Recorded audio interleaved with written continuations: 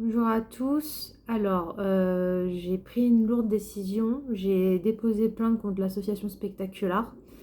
En gros, on m'a pas vraiment laissé le choix entre les discussions impossibles et les mails sans réponse. Je voulais aussi donner ma vérité parce que je sais qu'il y a des rumeurs qui courent au sein de l'association sur les exclusions qu'il y a eu. C'est-à-dire que sur ces exclusions, ce sont des personnes qui n'ont pas été d'accord avec lui.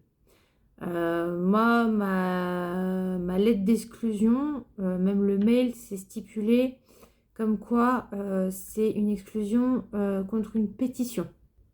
Je vais, voilà, c'est dingue. Je vais vous montrer le mail où il dit que c'est pour la pétition. Et comme je vous l'avais dit dans la vidéo précédente, la pétition avait été faite sous la contrainte parce que j'avais été harcelée et menacée.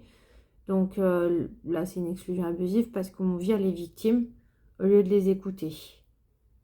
Sachez que la harceleuse était encore dans la chorale en juin et que celle qui agresse, menace est encore au sein de la chorale.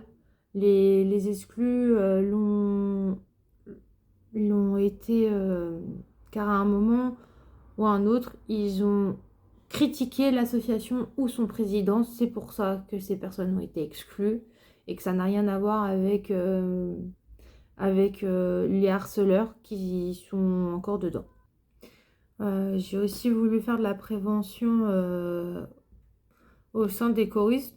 J'ai eu la mauvaise surprise que même entre choristes, la solidarité n'existait pas parce que généralement, c'est des messages je m'en fiche ou des ça me concerne pas, faut laisser faire la justice. Donc, en gros, s'il y a une victime de harcèlement ou quelqu'un qui se fait taper dessus, il y a personne qui va réagir. En gros, c'est ce que ça veut dire.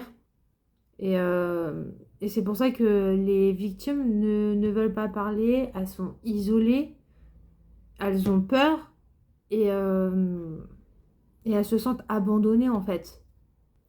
J'ai aussi comment dire, le communiqué de presse qu'il a fait où c'est rempli de plein de mensonges, tout ça.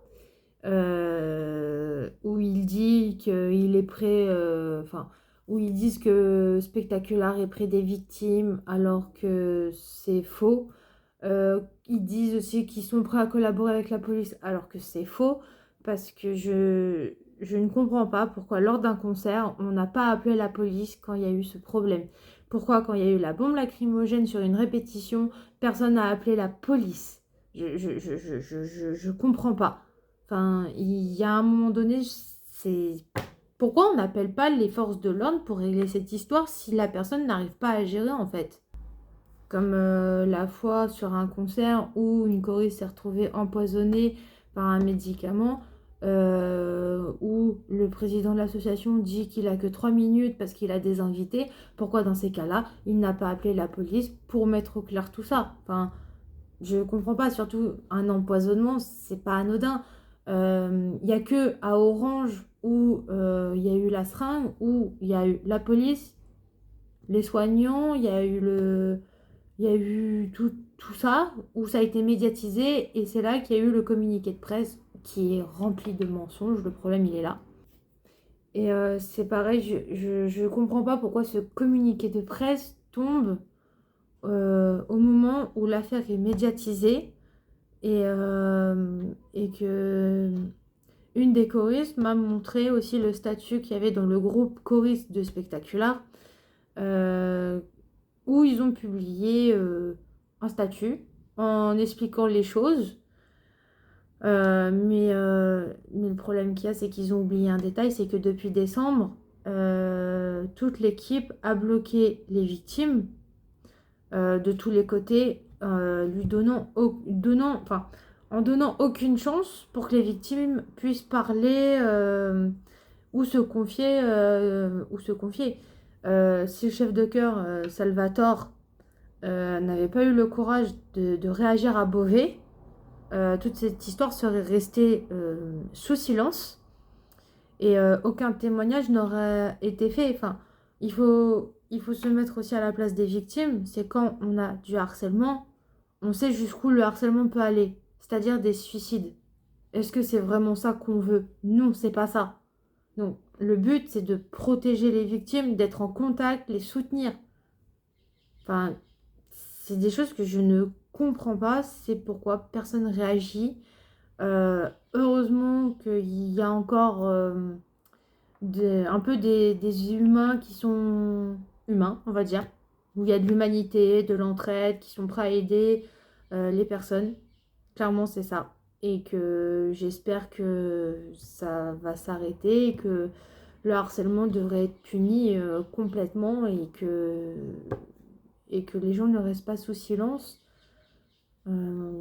Parce qu'on sait que ça fait 700 000 suicides en France à cause du harcèlement, dans tous les domaines, que ce soit scolaire, loisirs, travail, famille, et j'en passe. On sait jusqu'où ça va.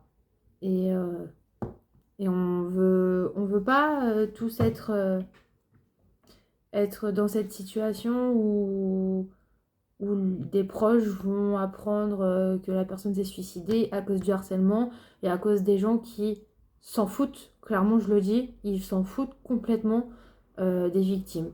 Voilà.